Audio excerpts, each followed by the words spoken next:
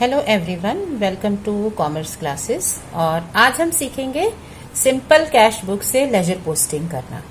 Last video में मैंने आपको सिखाया था सिंपल कैश बुक मतलब सिंगल कॉलम कैश बुक कैसे बनाते हैं।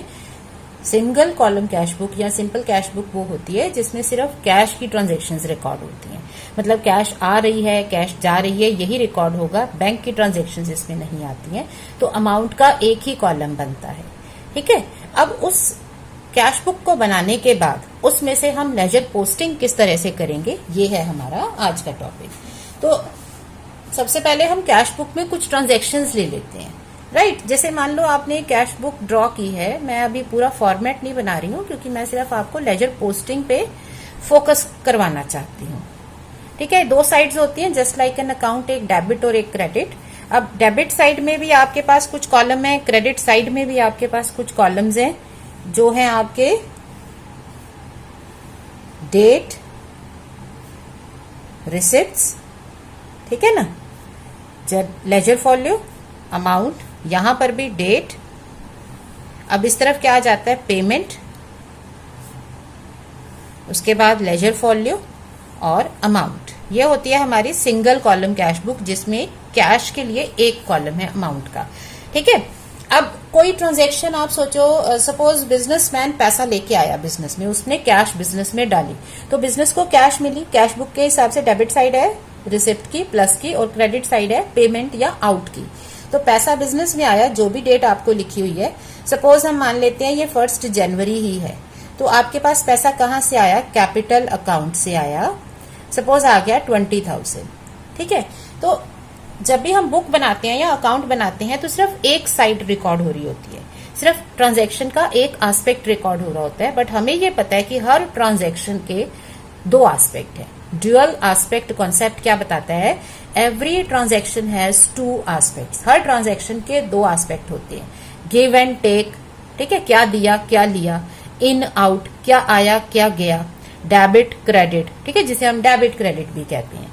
सो जब हम कैश बुक में रिकॉर्डिंग कर रहे हैं, हम सिर्फ कैश के पॉइंट ऑफ व्यू से, कैश के नजरिए से रिकॉर्डिंग करते हैं कि कैश आ रही है या कैश जा रही है।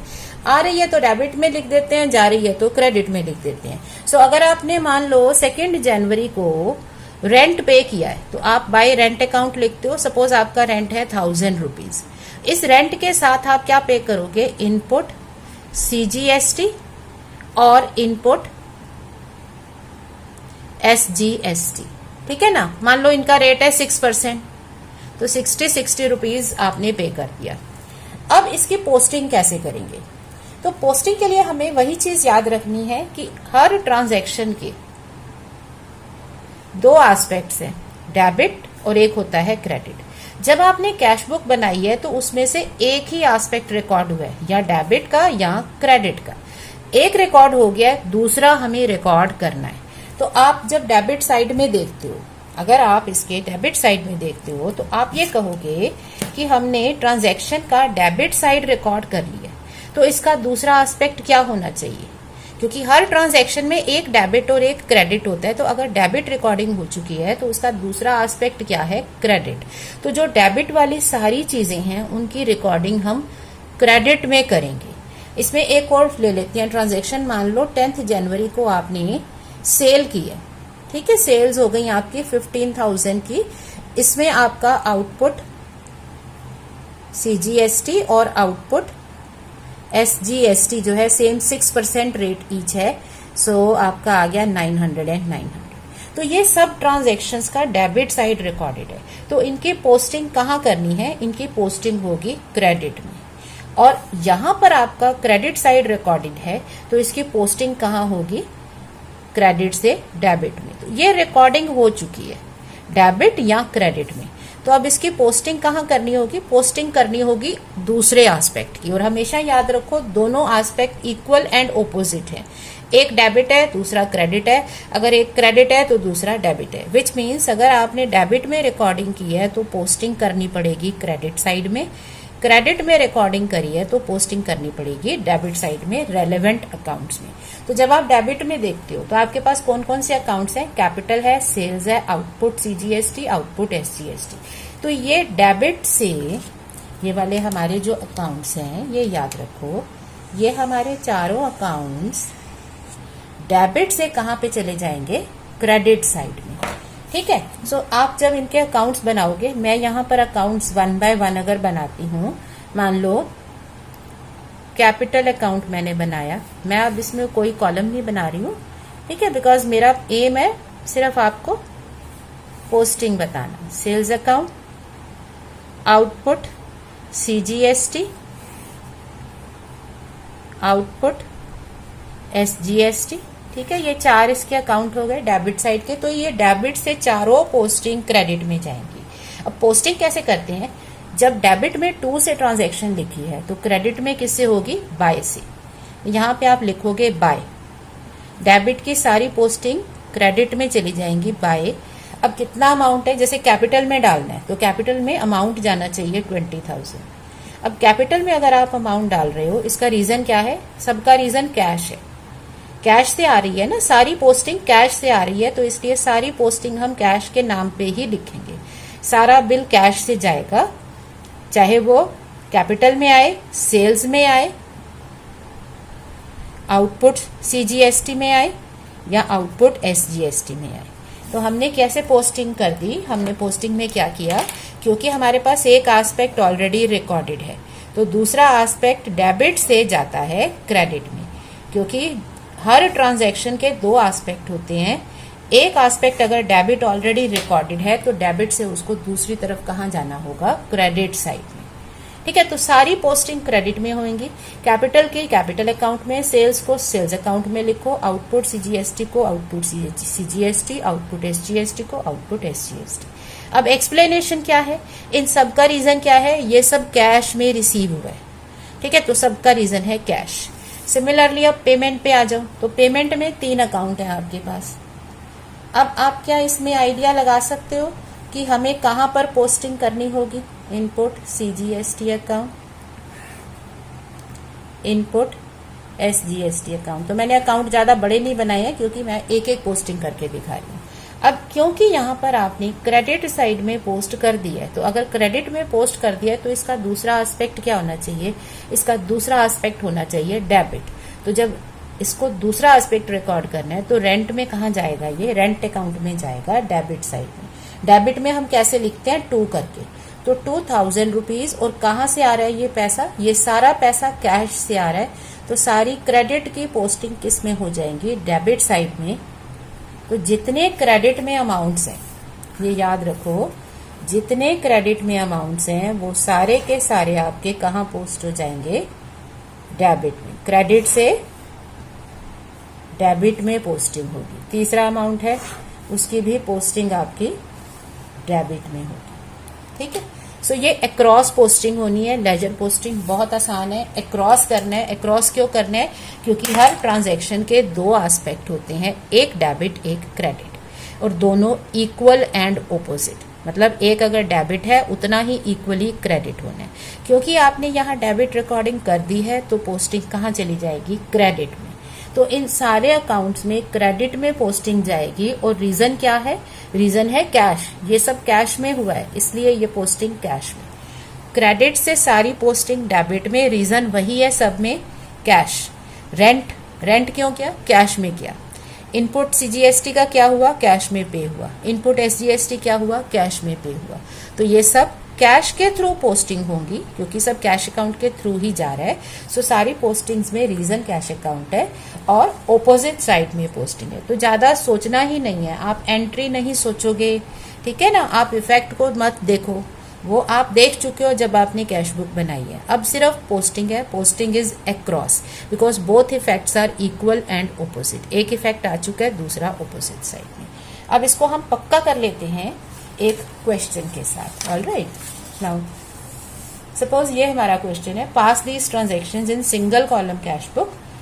तो कैश बुक में रिकॉर्ड करो, उसके बाद आप इनको लेजर अकाउंट्स में डालो। Post these into relevant ledger accounts. अब इनको लेजर अकाउंट में भी डाल देना है। ऑलराइट, तो कैसे चलेगा हमारा काम। अब हम कैश अकाउंट से शुरू करते हैं।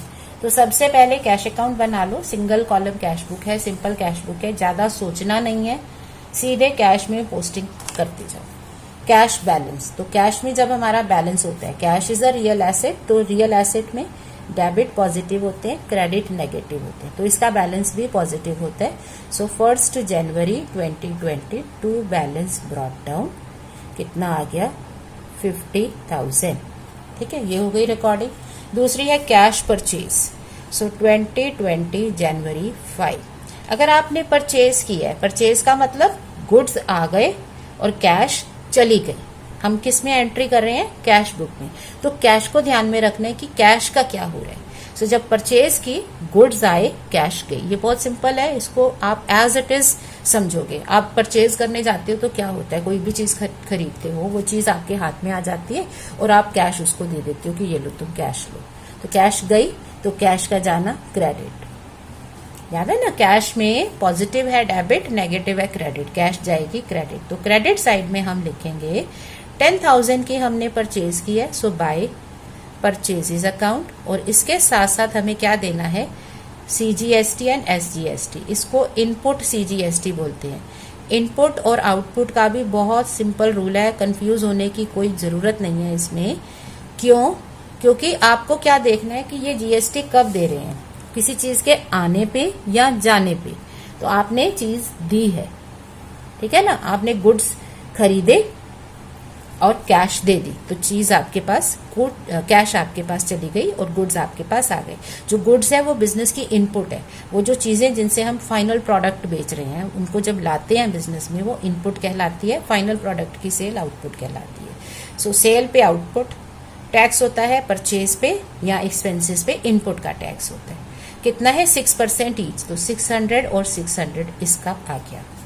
कैश सेल्स 8,000, सेल करेंगे तो पैसा मिलेगा, ठीक है, तो 8 जनवरी को टू सेल्स अकाउंट 8,000, और सेल के साथ हमारा क्या होगा, आउटपुट, क्योंकि सेल से गुड्स जाते हैं, so output CGST and output SGST। वैसे तो हम देखते हैं कि CGST SGST होगा या फिर एक ही टैक्स होगा IGST, डिपेंडिंग अपॉन कि ये विद इन अ स्टेट काम हो रहा है, इंट्रा स्टेट है या इंटर स्टेट।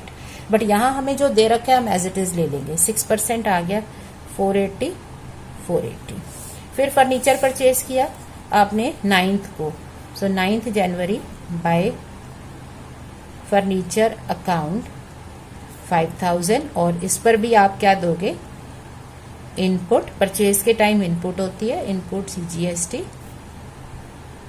इनपुट SGST 6% मतलब 300। फिर कमीशन रिसीव हुई, रिसीव होने का मतलब है डेबिट साइड में, सो टू कमीशन रिसीव्ड अकाउंट, ठीक है, अमाउंट हो गया आपका 1,000 रुपीज। अब इसके साथ आपको CGST मिलेगा, so output CGST, output SGST account 6%, तो 60 रुपीज। फिर रेंट पे कर दिया 6,000 का, सो 30th को बाय रेंट अकाउंट 6,000, और साथ में क्या दोगे, input CGST, input SGST account, ठीक है, 6% हो गया 360। तो ये हो गई हमारी कैश बुक की रिकॉर्डिंग। कैश बुक रिकॉर्ड हो गई है, ओके। अब क्या करना है, इसको क्लोज करना है, तो इसकी बैलेंसिंग होगी। तो बैलेंसिंग में क्या करते हैं, डेबिट साइड का टोटल करते हैं। सो यहाँ रफ में मैं डेबिट साइड का टोटल कर रही हूँ।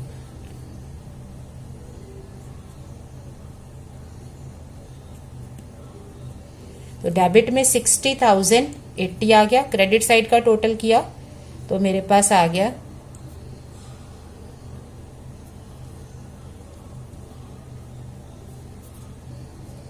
23,520। तो डिफरेंस मेरे पास आ गया, ठीक है, 36,560। तो बैलेंस करने के लिए, ताकि मेरे टोटल दोनों साइड के बराबर हो जाए, मैं इसे लिखूंगी क्रेडिट साइड में बाय बैलेंस कैरी डाउन, ठीक है, ये क्रेडिट में आ गया। अब इसको यहां ब्रॉट डाउन कर देंगे नेक्स्ट डे, क्योंकि सारा बैलेंस नेक्स्ट ईयर कैरी हो जाता है। 36,560, ठीक है, ये हमारे बैलेंसेस हो गए। अब इनकी लेजर पोस्टिंग समझनी है। तो लेजर पोस्टिंग में क्या करना है, हमें डेबिट को उठा के क्रेडिट में पोस्ट करना है, क्रेडिट को उठा के डेबिट में पोस्ट करना है। यहाँ स्पेस की कमी है, क्योंकि अगर मैं सारे अकाउंट्स एक के बाद एक बनाऊंगी तो बहुत लंबी शीट चली जाएगी, तो आप रिलेट नहीं कर पाओगे कि पोस्टिंग किस तरफ से जा रही है। तो मैंने क्या किया है, मैंने दोनों तरफ अकाउंट बना दिए हैं, कुछ इस तरफ कुछ क्रेडिट साइड में, ताकि आपको डेबिट और क्रेडिट का अक्रॉस कनेक्शन क्लियरली समझ में आए। डेबिट से क्रेडिट, क्रेडिट से डेबिट, एक ही चीज है। जब भी एक अकाउंट से पोस्टिंग होती है, रूल बहुत सिंपल है, क्योंकि हमें बेसिक रूल पता है कि every transaction has two aspects. एक एस्पेक्ट डेबिट है, एक एस्पेक्ट क्रेडिट है। तो अगर मैं डेबिट रिकॉर्ड कर चुकी हूं तो मुझे क्रेडिट रिकॉर्ड करना है। सो डेबिट से ये कहां चला जाएगा, क्रेडिट में। ठीक है, सो यहां से कौन कौन से अकाउंट आए, ये तो बैलेंस था, इसको छोड़ दो। तो मेरे पास क्रेडिट साइड के लिए होंगे sales account, output, CGST account, output, SGST account, commission received account,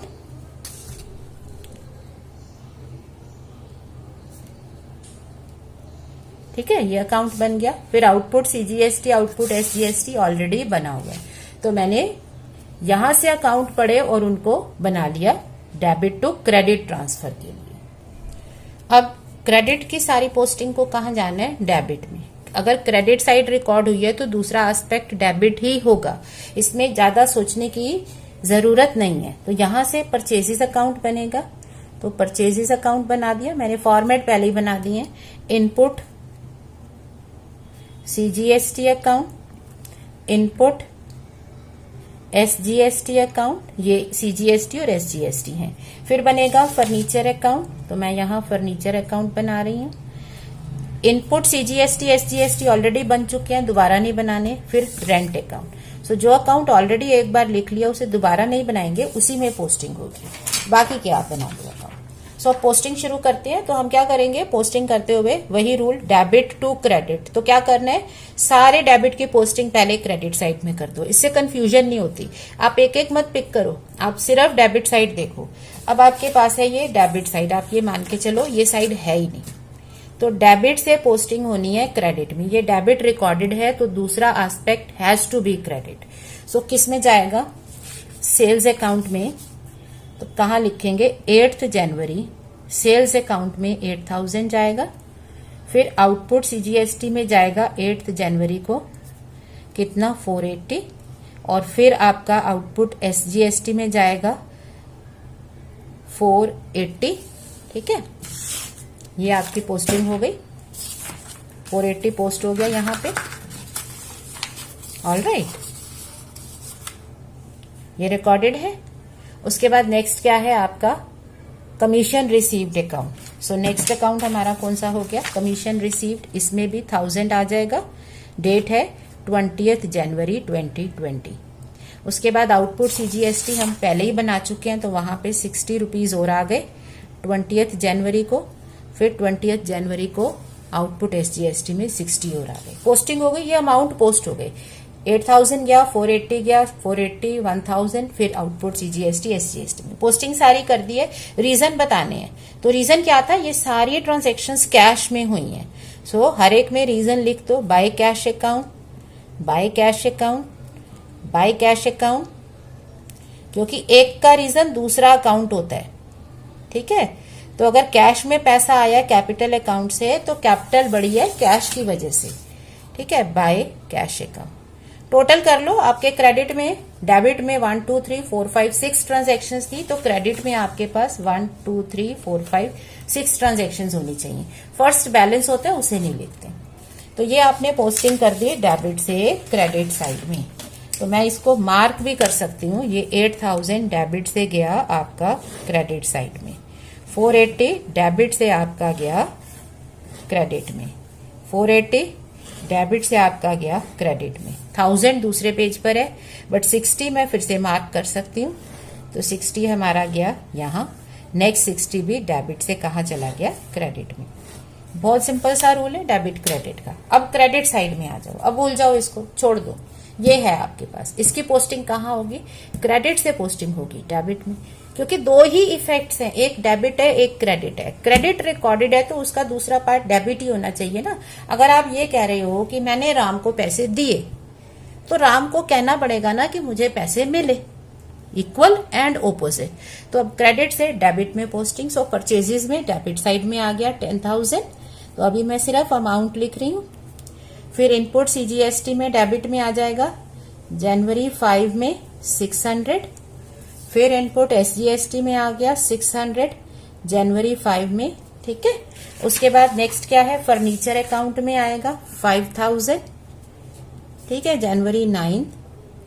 फिर इनपुट सीजीएसटी में 300, इनपुट एसजीएसटी में 300 जनवरी 9, ठीक है।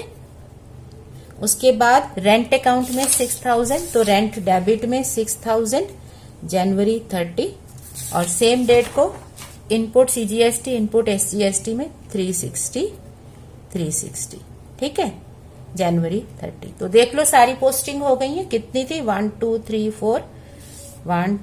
4 5 6 7 8 9 होनी चाहिए पोस्टिंग डेबिट साइड में। बैलेंस नहीं पोस्ट होता है, बैलेंस ट्रायल बैलेंस याद। 1 2 3 4 5 6 7 8 और 9 पोस्टिंग हो गई। अब रीजनिंग लिख दो। पोस्टिंग बहुत आसान है, फटाफट करते जाओ।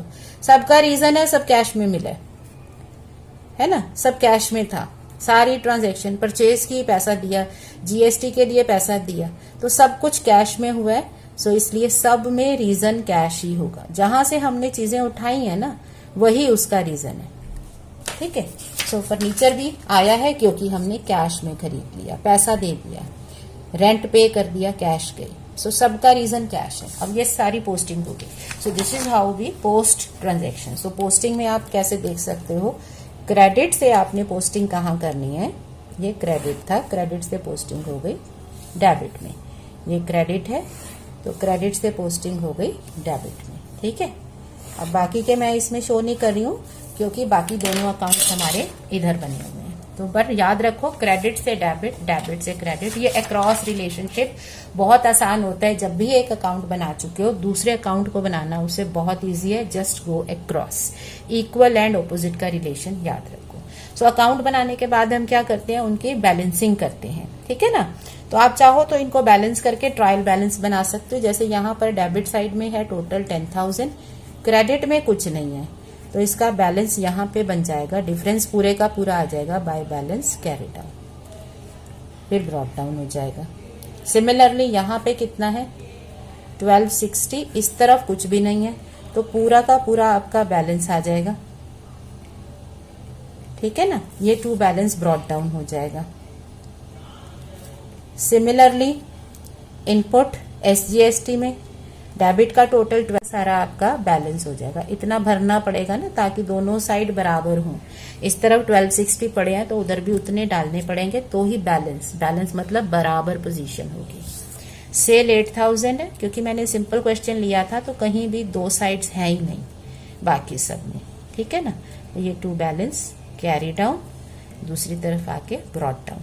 अब कई बार कैरी और ब्रॉट डाउन में बच्चे कंफ्यूज हो जाते हैं, सीडी बीडी लिखते रहते हैं, तो सीडी बीडी में कंफ्यूजन हो सकती है। आप नाम याद करो ना, कैरी डाउन, कैरी करना। अब ये बैलेंस यहाँ पे आया है, यहाँ से इसे अगले पीरियड में लेके जाना है, तो कैरी करना पड़ता है। जिस चीज को हम उठा के दूसरी जगह लेके जाते हैं उसे कैरी कर रहे होते हैं, इसलिए ये कैरी डाउन सीडी है। यहाँ क्या है, बैलेंस लेके आए हैं, ब्रिंग किया। आप कोई चीज लेके आते हो तो उसे कहते हो आई ब्रॉट दिस, सो ये ब्रॉट डाउन है, ठीक है। सिमिलरली आउटपुट जीएसटी 540, तो इसका भी बैलेंस 540 हो जाएगा। यूजुअली हम क्या करते हैं, जो अपने नॉमिनल अकाउंट्स हैं उनको बैलेंस नहीं कर रहे होते, उनको टोटल ही कर देते हैं, क्योंकि ये बैलेंस नेक्स्ट ईयर जाने नहीं है। एट द एंड सारे नॉमिनल अकाउंट्स जो हैं वो बैलेंस होके आपस में एडजस्ट होके नेट प्रॉफिट या नेट लॉस देते हैं, ठीक है। तो रियलिटी में ये बैलेंस अगली बार नहीं जाएगा, ये क्रॉस हो जाएंगे और फाइनली प्रॉफिट लॉस निकालेंगे। परचेज हो, सेल हो, ठीक है, रेंट हो, कमीशन रिसीव्ड हो, ये सब कट जाएंगे, सिर्फ प्रॉफिट लॉस फिगर आएगा। बट क्योंकि अभी हम उतना डिटेल में गए नहीं है, तो राइट नाउ आप इतना ही समझ लो कि हम अकाउंट को बैलेंस कर देते हैं। बट नॉमिनल अकाउंट यूजुअली उनके साथ हम जो टर्म यूज कर रहे होते हैं ना, वो होती है टोटल्ड, कि हम इनको टोटल करके लिख देंगे, और फिर बाद में टोटल ऑफ ऑल इनकम और total of all expenses adjust हो जाएगा और नेट प्रॉफिट और लॉस आ जाएगा। सो इसका बैलेंस हो गया 5000। ये फटाफट समझ आ रहा है ना मैं क्यों लिख रही हूँ। अगर आपको बैलेंसिंग नहीं क्लियर है तो आप मेरे पिछले वीडियो में जाके देख सकते हो जिसमें अकाउंट मेकिंग एंड बैलेंसिंग समझाया है। ठीक है, सो ये 6000, यहाँ पे 6000। अगर मुझे दोनों तरफ टोटल सेम करना है तो मुझे यहाँ 6000 लिखना पड़ेगा, इतना भरना पड़ेगा। ठीक है, तो ये इसका बैलेंस बच गया, ये 6000 हो गया। सो इस तरह से हम लेजर पोस्टिंग कर सकते हैं एक सिंपल कैश बुक से। ठीक है, लेजर पोस्टिंग अगर कभी भी कोई एक अकाउंट बना लिया हो तो उसकी पोस्टिंग बहुत आसान होती है। जस्ट गो अक्रॉस, डेबिट से क्रेडिट, क्रेडिट से debit, as simple as this. So I hope this is clear to you. So you can practice a few more questions. So keep learning, keep practicing and stay happy. Thank you.